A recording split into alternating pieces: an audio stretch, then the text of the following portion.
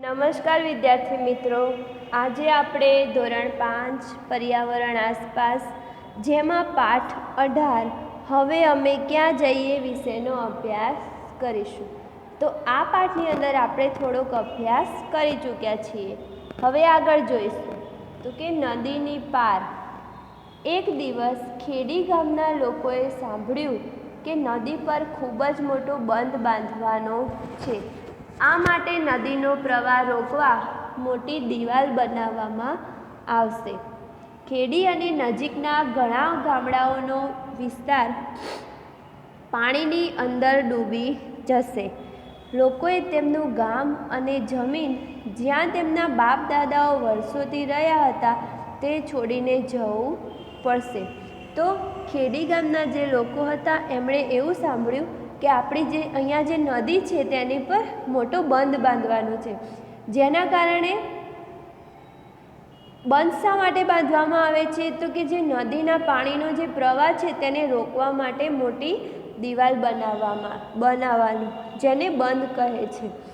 હવે ખેડી ગામના અને તેના આજુબાજુના જે ગામડાઓ છે નદીના, તે લોકો શું વિચારતા હતા કે આપણું જે ગામડાનો વિસ્તાર છે પાણીની અંદર ડૂબી જશે। આપણા ગામ, જમીન, પછી આપણા દાદા જે વર્ષોથી અહીં રહેતા હતા એ બધું છોડીને આપણે જવું પડશે। થોડા દિવસ પછી સરકારી કર્મચારીઓએ પોલીસ સાથે ગામની મુલાકાત લેવાનું ચાલુ કર્યું। ગામના નાના છોકરાઓએ પોલીસ પહેલીવાર જોઈ। થોડા બાળકો તેમની પાછળ દોડવા લાગ્યા, કેટલાક તેમને જોઈને ડરી ગયા અને રડવા લાગ્યા। કર્મચારીઓએ નદી, ખેતરો, જંગલો અને ઘરોની લંબાઈ અને પહોળાઈનું માપ લીધું। તેઓએ ગામના આગેવાનો અને વડીલોની સભા બોલાવી। તેઓએ કહ્યું, નદી કિનારા પાસેના ગામોને ખસેડવા પડશે। જે લોકો પાસે ખેડીમાં જમીન છે તેઓને નદીની પેલે પાર દૂર જગ્યા આપવામાં આવશે। તેના માટે ત્યાં શાળા, વીજળી, હોસ્પિટલ, બસ, ટ્રેન વગેરેની વ્યવસ્થા થશે। તેઓ પાસે તે બધું હશે જે તેઓએ ખેડીમાં સ્વપ્નમાં પણ વિચાર્યું નહોતું। તો ત્યાં જે બંધ બનાવવાનું હતું તેના માટે કેટલાક કર્મચારીઓ એ પોલીસ સાથે આવ્યા, કારણ કે બધા ઝઘડો કરે નહીં એટલા માટે।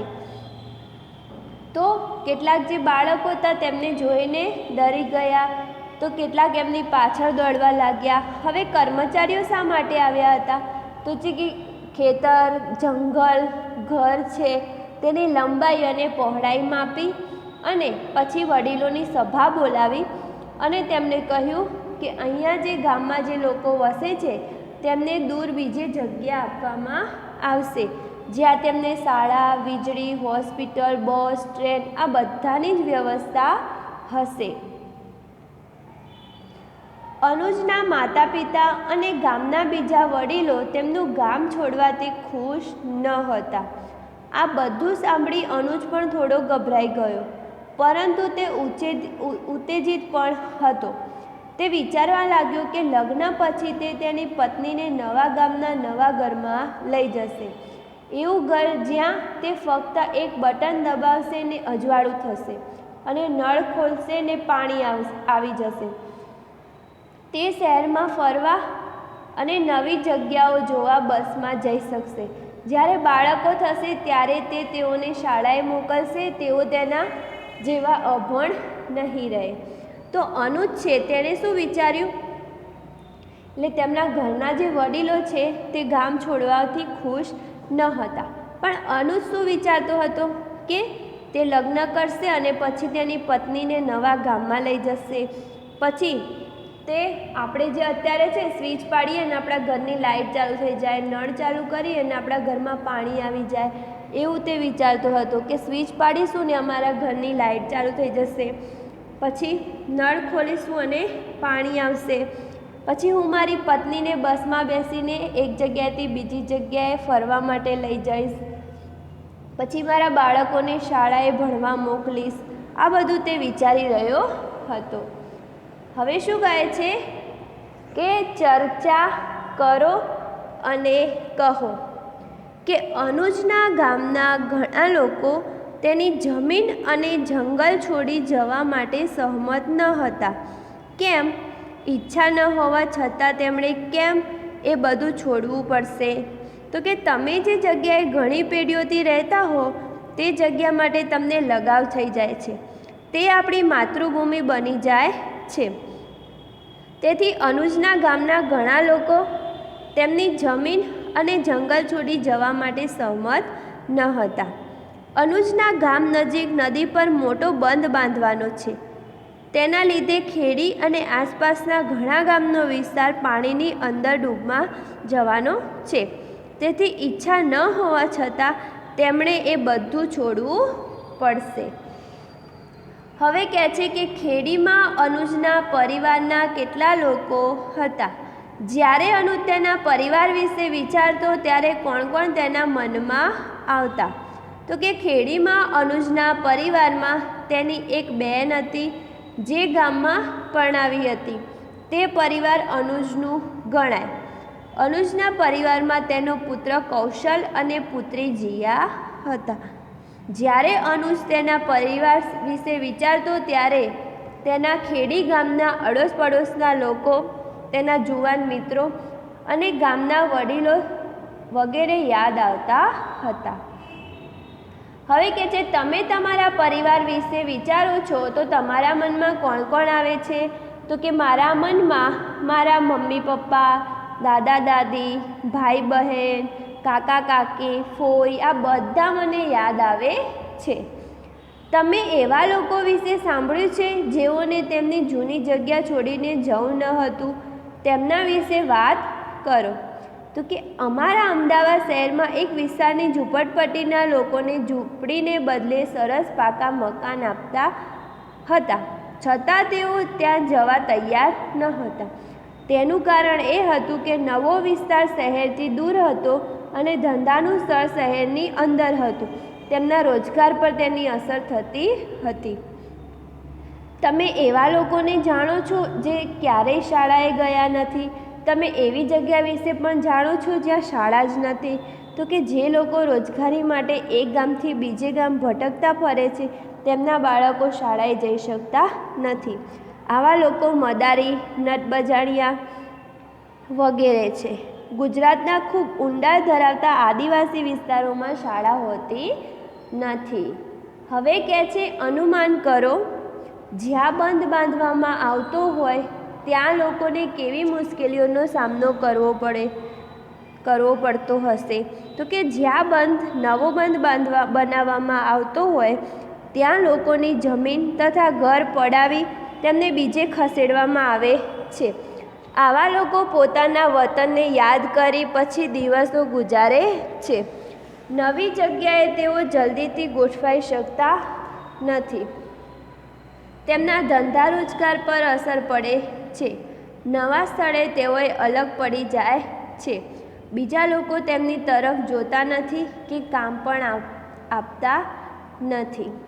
હવે કે છે ખેડી ગામનું ચિત્ર દોરો અને અનુજના સ્વપ્નમાં નવા ગામનું ચિત્ર દોરો. તેમની વચ્ચેના તફાવત વિશે ચર્ચા કરો. તમારા મિત્રોએ બનાવેલા ચિત્રો પણ જુઓ. તો આ જાતે કરવાનું.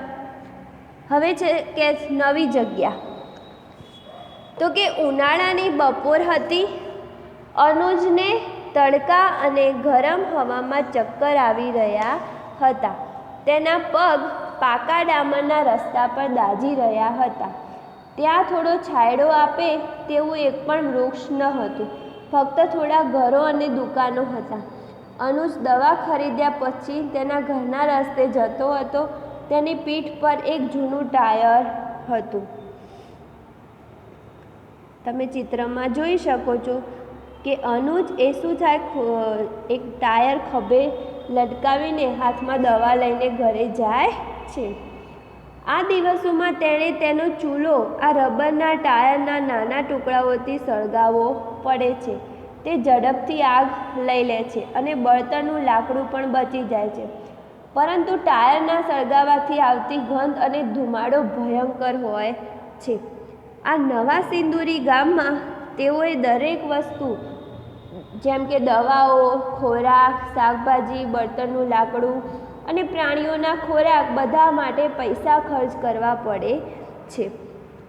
તેઓને કેરોસીન ખરીદવું પોસાય તેમ નથી. આ બધા માટે પૈસા ક્યાંથી લાવવા? આ બધું વિચારતો અનુજ ઘરે પહોંચ્યો. પતરાના છાપરાવાળું ઘર ભઠ્ઠી જેવું ગરમ થઈ ગયું હતું. અનુજની પત્નીને ખૂબ તાવ હતો. તેની દીકરી જીયા તેના ભાઈ કૌશલને તેના ખોળામાં સુવડાવતી હતી. તેઓ પાસે ઘરમાં કોઈ વડીલ હતું નહીં.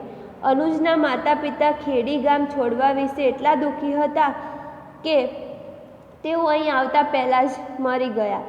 સિંદુરીમાં ફક્ત 8-10 પરિવારો જ હતા જેમને તે પોતાના કહી શકે, જેઓ તેના જૂના ગામના હતા. આખું ગામ છૂટું છવાયું થઈ ગયું હતું અને લોકોને જ્યાં જગ્યા આપવામાં આવી તેઓ ત્યાં જતા રહ્યા.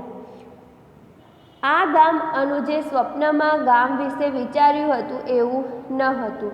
ત્યાં વીજળી તો હતી પરંતુ દિવસમાં થોડો સમય જ રહેતી અને વીજળીનું બિલ પણ ચૂકવવું પડતું. ત્યાં નળ તો હતા પરંતુ પાણી મળતું નહીં. આ ગામમાં અનુજને પતરાના છાપરાવાળી એક જ રૂમ મળી હતી. તેમાં પ્રાણીઓને રાખવાની જગ્યા ન હતી. તેને જમીનનો નાનો ટુકડો પણ મળ્યો હતો પરંતુ તે ખેતી લાયક ન હતો. તે ખડકો અને પથ્થરોથી ભરેલો હતો. છતાં અનુજ અને તેનો પરિવાર સખત મહેનત કરતા હતા પરંતુ તેઓ ખેતરમાં વધુ ઉગાડી શકતા ન હતા અને બિયારણ અને ખાતર લાવવાના પણ પૂરતા પૈસા ભેગા કરી શકતા ન હતા. ખેડીમાં લોકો વારંવાર બીમાર થતા ન હતા. જો કોઈ બીમાર પડે તો ત્યાં ઘણા લોકો એવા હતા કે જેઓ જાણતા હતા કે કયા છોડમાંથી દવા બનાવવી ને કેવી રીતે ઈલાજ થાય. લોકો આ દવા લીધા પછી રાહત અનુભવતા. અહીં સિંદુરીમાં હોસ્પિટલ તો છે પરંતુ ડૉક્ટર મળવા ખૂબ મુશ્કેલ છે અને પૂરતી દવાઓ પણ નથી. અહીં શાળા છે પરંતુ ખેડી ગામના શિક્ષકો બાળકોની જેમ સંભાળ રાખતા તેવી સંભાળ અહીં રાખતા નથી. આ બાળકો અહીં ભાષામાં ભણવામાં મુશ્કેલી અનુભવે છે. સિંદુરી ગામના લોકો ખેડી ગામમાં આવેલા નવા લોકોનું સ્વાગત કરતા ન હતા. તેમની ભાષા અને રહેણીકરણી જુદા હતા. તેઓ ખેડીથી આવેલા લોકોને વણોતર્યા મહેમાન કહી એમની મજાક ઉડાવતા. જે સ્વપ્ન તેણે જોયું હતું તેમાંનું કંઈ પણ સાચું ન હતું. તો વિદ્યાર્થી મિત્રો, અનુજે કેવું સપનું જોયું હતું કે હું શહેરમાં રહેવા જઈશ, મારું એક ઘર હશે જ્યાં હું મારી પત્નીને નવા ઘરમાં લઈ જઈશ, પછી એક બટન દબાવશે તો અજવાળું થશે, નળ ખુલશે તો પાણી આવશે, હું એને ફરવા લઈ જઈશ, તેને બસની મુસાફરી કરાવીશ અને મારા બાળકોને શાળાએ ભણવા મોકલીશ. આ એનું સ્વપ્ન હતું.